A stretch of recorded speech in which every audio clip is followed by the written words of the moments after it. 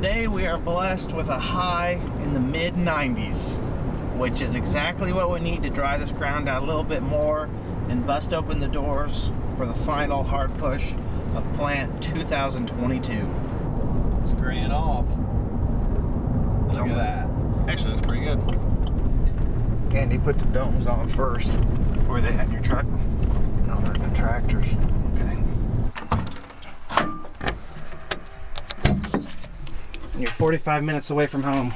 You don't take chances with your easily stolen auto steer receivers. This is a field of some lighter dirt, a little bit on the wet side, and also got kind of weedy. Our game plan to deal with this is to hit it all with the vertical till, let the sun and wind air this out for a little bit, get some dry soil on top, and then come back through with the big field cultivator and give us a nice powdered finish. When fields get really weedy, especially a lot of grasses, which there's actually not a ton of them out here, the field cultivator just cannot cut through them without plugging up on the shanks. This vertical till, although it's not the greatest at leveling out the top of the soil, is extremely good at cutting weeds up, especially refining them to the point where the field cultivator won't struggle. Most of our fields we were able to just field cultivate and be done. This one got a little out of our hands, so it kind of had to call an audible, run the vertical till first. Go ahead and just work alongside Katie, like unworked ground. And once you guys are both done, you can come back, let it dry a little bit and hit it again. Take a nap? Yeah, whatever you want to do. Might be a little heavy in a few spots, but it should be fine.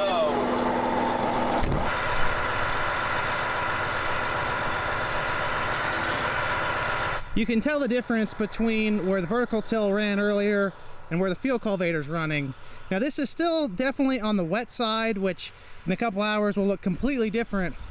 But we get a lot more slabs with the vertical till versus the field cultivator that has a much more refined product.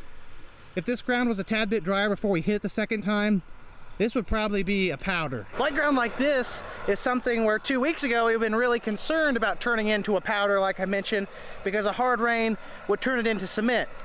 Now we want to be careful with light ground like this because we want it to kind of powder down. However, if we work it too many times, we're going to lose a lot of our very precious moisture. We do plant corn deeper, so it's usually not as much of an issue. However, it is definitely a management concern.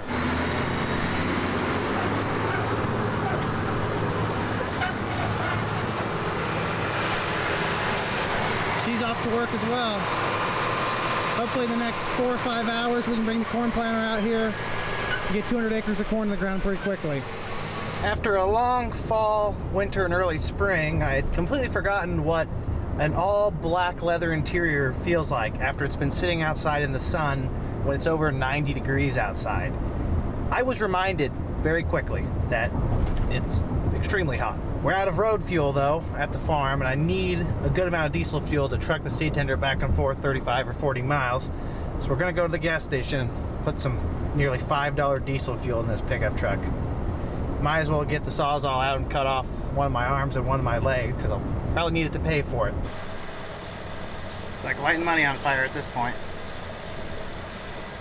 Corn planter's out and ready to go. As we speak, Jeff is hitting both of those farms at Tower Hill with the field cultivator a second time to powder them up, level them out a little bit. Katie's bringing the VT home. Dad and I are gonna get the seed tender, load it up, and then we're gonna go plant some corn here.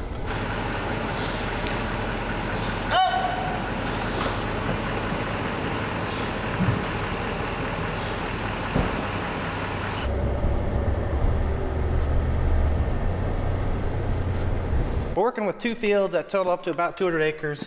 We're going to put 2 Bex hybrids in the ground, one on the north side, one on the south side. Boss is going to go ahead and get a pretty tremendous head start with the planter while I get seed. I give him about 45 minutes and probably still beat him there because he's got a long drive. On the south end of the field, we're planting Bex 6557 Double Pro corn, assuming of Bayer genetic origin. And on the north side, we're planting Bex 6374 V2P corn, which is also probably of Bayer origin. The 6374 being 113-day corn, the 6557 being 115-day corn, so relatively close. I know what you're thinking. You're driving 35 or 40 miles away from home, why aren't you planting the same corn? Although these farms are literally a stone's throw away from each other, they really could not be more different in how you manage them. The real main difference is that the south farm, although it has some dark soil, is very wet. The north farm, though, has a roll to it. It's lighter dirt, but it stays drier.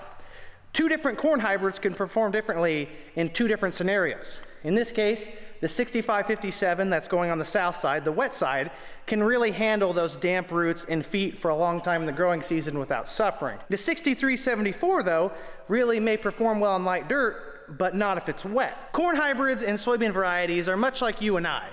Although we may share some similarities, we will both have our own individual strengths and weaknesses. In this case, one corn does not like to be wet, and we've got a field that's going to stay wet. We want to make sure we target those fields with the right hybrid. That way we can maximize yield. We're also playing with the population a little bit because both hybrids like a different population. We have 202 acres worth of seed.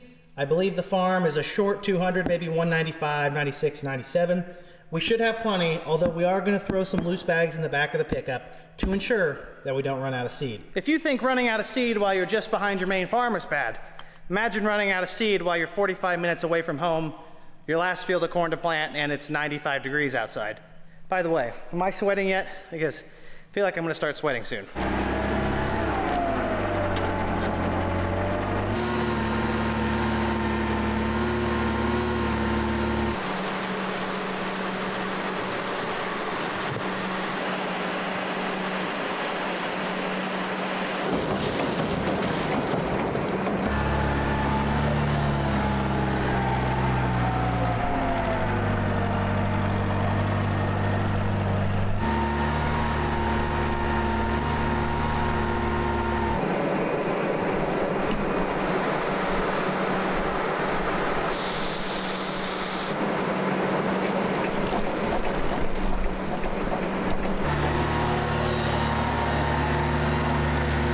Corn's pretty. Not that that really matters much, but I do like the purple and red.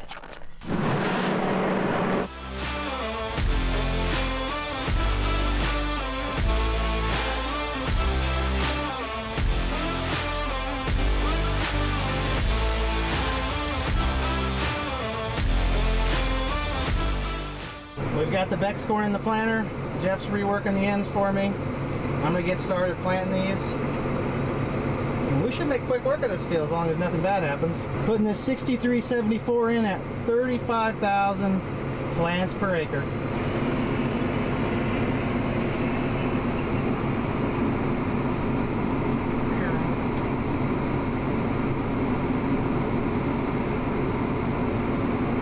Thank you, sir. And we are off. Auto steer lines don't fail me now because the neighbor's watching. It took us an entire 200 yards to have a problem. Row 3, not planting at the target population. And when the corn planter says it's not planting, it's in fact not planting. I've never seen it live. Hose is attached. No seed, which explains the issue. I'm gonna put the plate back on, drop the planter down, and see if I can get some delivered. Give us some seed, baby.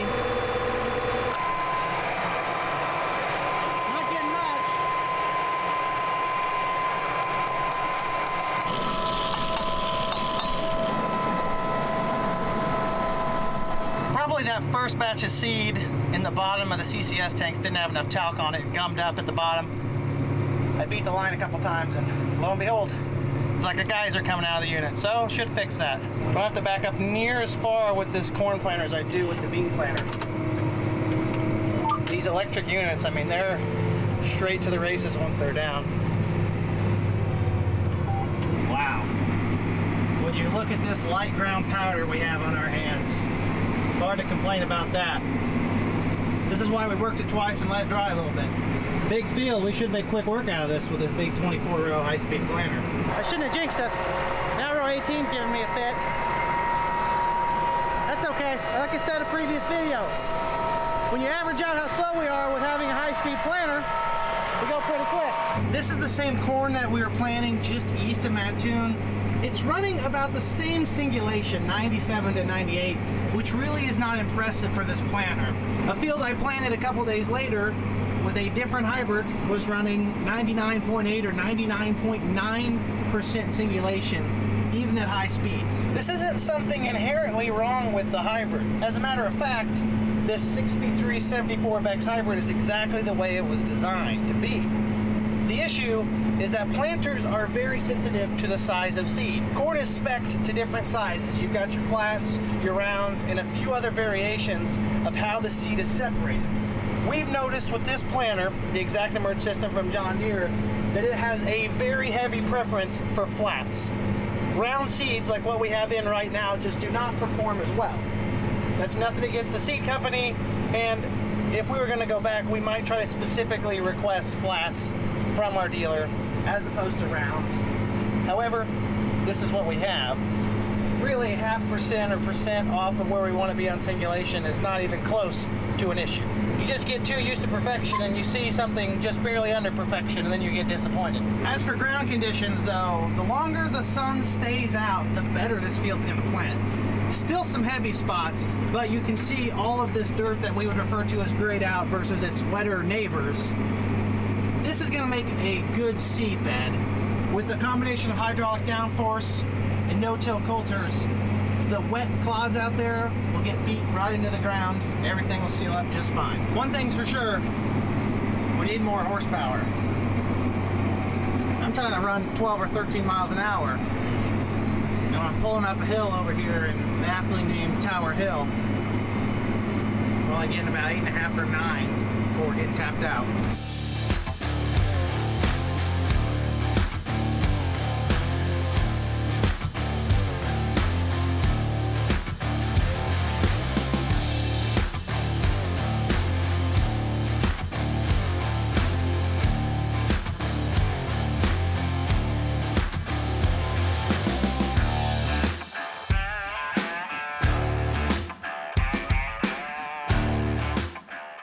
There's a couple things in this life I've learned not to mess with.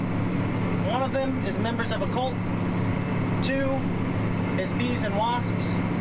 And 3, a horse person's fence. So we're going to take it nice and easy. Prime example of this being a high-speed planter and not a medium or slow-speed planter. Running 5 miles an hour and it's performing worse than it was at 10 or 11. This thing loves to run. It's like a Mustang. Gotta just open it up. Aptly timed Mustang reference. Seeing as we got a horse person over here. Woo! Let out a sigh of relief. Didn't get their fence. Nearly got 100 acres done. Time to put the rest of this seed in the corn planter. Grab those extra bags, throw them on the back, and send Chris home. If you can't tell, I've got the AC absolutely cranked in here right now. All this extra lard I added in the off season has not fared me well with these high temperatures. We're obviously going to have a little bit of a sprinkle of that 6374 left in both tanks, but it's more important that we get that 6557 so it's ready to go for the south end. I've conveniently tagged myself. It's on the front of the cart, goes to the south side, and needs to be planted at 36,000 plants per acre.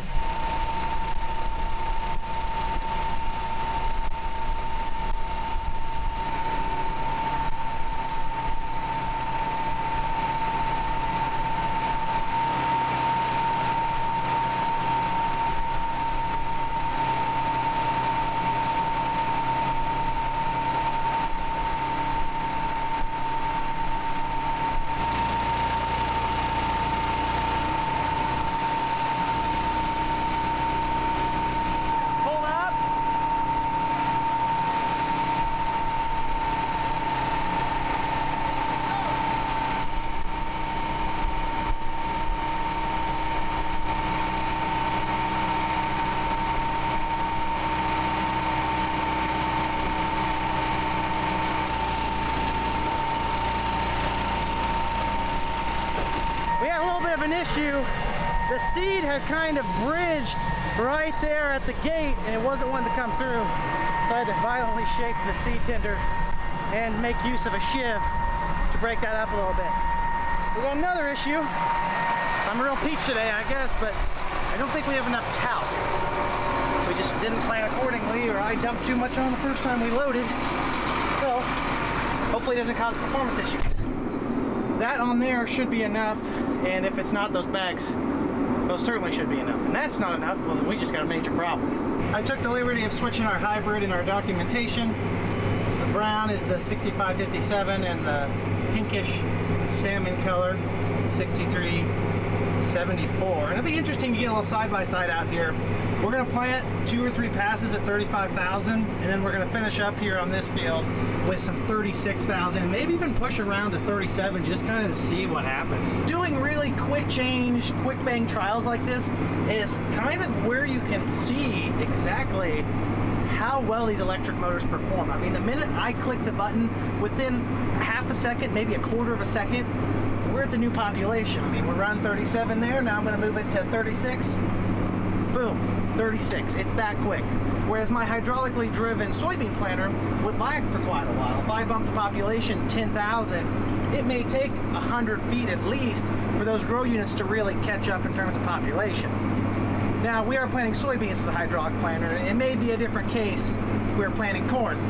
Regardless though, these units, extremely precise. We only have 1.5 passes left on this field, and I believe Jeff is done working that.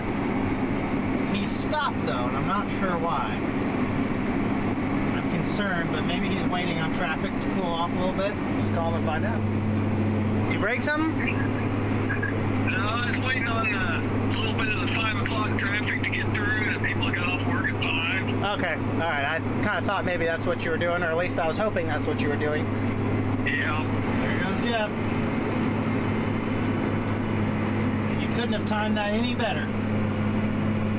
That right there is the last bit of this field for me.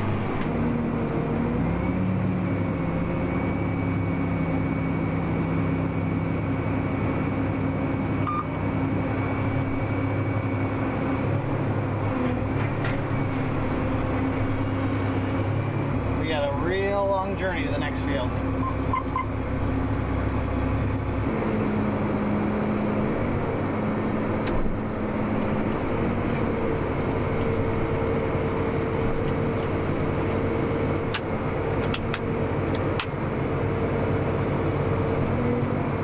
I'd call an onion bed. I heard a new one earlier though from my dad. He referred to this as bug dust. So I guess bug dust and an onion bed are the same thing. I thought he was talking about insecticide. Due to the diagonal high voltage transmission line that cuts through this field, and then the straight set of just regular power lines, I've coined this field the final boss. May not be the best field to have your rookie corn planter operator in. That's what they make liability insurance for, right? My dad's calling me right now. I don't know if he knows that I'm planting around the power lines, and he's like, you know when the best time to call is? The most inconvenient time, or what the deal is? He always gives me a hard time because he says I always call him at the worst time. Well, he seems to have the same trait. This is a mighty fine Central Illinois bug dust we got on our hands. Let's see how deep our little critters are in the ground. Not like it's really changed since the last field, but might as well check it. And I also need to use the bathroom. 1.5 to maybe 2 inches, kind of in that golden zone. Cover that up and won't mess with anything. My last test to finish corn planting is finally upon us. The crisscross power lines.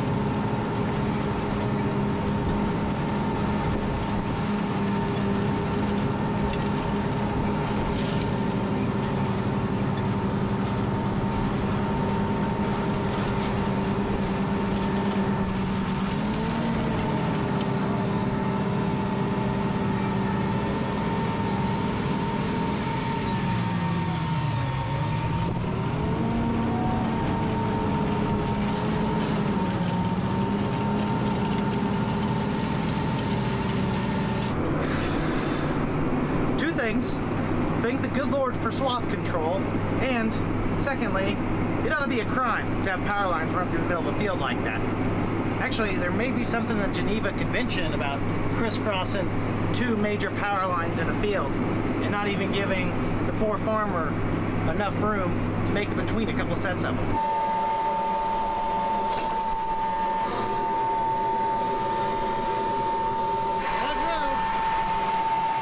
Are we dropping seeds?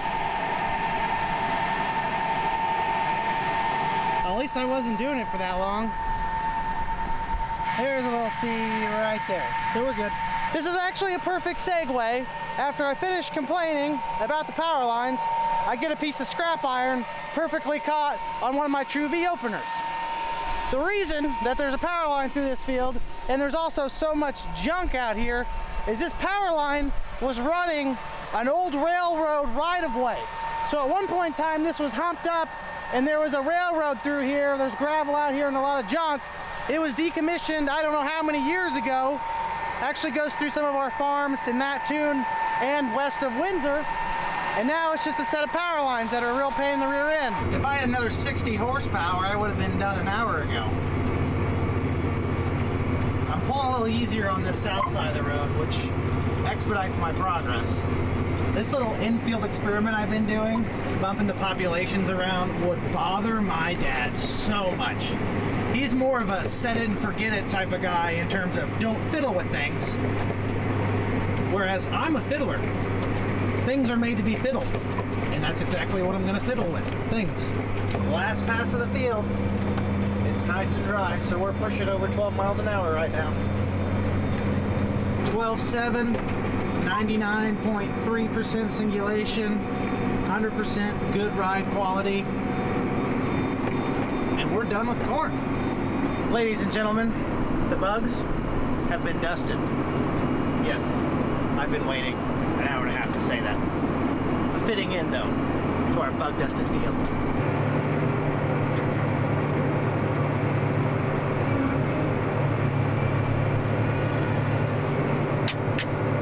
It is about 7:30, so I believe a lot of the traffic has died down on Route 16, and maybe they'll be done with construction for the night, too. I've got at least an hour and a half on the road, if not closer to 2. Bringing her home and corn planting.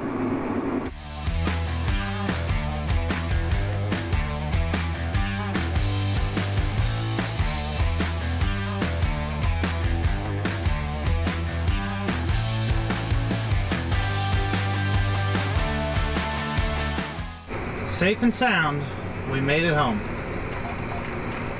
And it was exactly at 9 o'clock as I predicted. I don't know if I'm good or just lucky.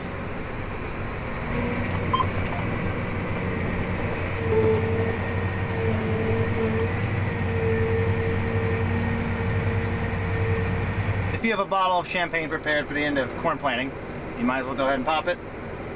Although I don't want to put the cart before the horse, because we do have a lot of corn that's not out of the ground yet. The second bottle, though, for soybean planting, you're going to need to save for a day or two, because we still have one tiny little final push of soybeans to go, maybe 200 acres. I don't know if it'll be 1 day or 2 days. It's really a matter of how fast the ground dries. You guys want to talk about how quickly weather and conditions have changed here. A few of those fields of lighter dirt that we planted before the last round of heavy rains have turned into concrete. Dad scouted a few while I was over there planting. He says that you about need a jackhammer to get through it, and we were going to have beans and corn with some trouble, some issues. Might have to hoe it, might just have to replant it, but the best thing that could happen is a rain at this point. The combination of the heavy rain on the loose soil with the addition of this blast furnace-like heat we've had the last few days has resulted in a baked crust on top of the ground. That's a conversation for tomorrow, though, because I'm completely out of gas, and I'm sure you guys have had more than enough farming for one video. I do appreciate you all tuning in. Like the video if you enjoyed it, subscribe if you want to see more, and comment down below if you have any questions. You know I love to talk about farming. Have a great day, everyone. Peace!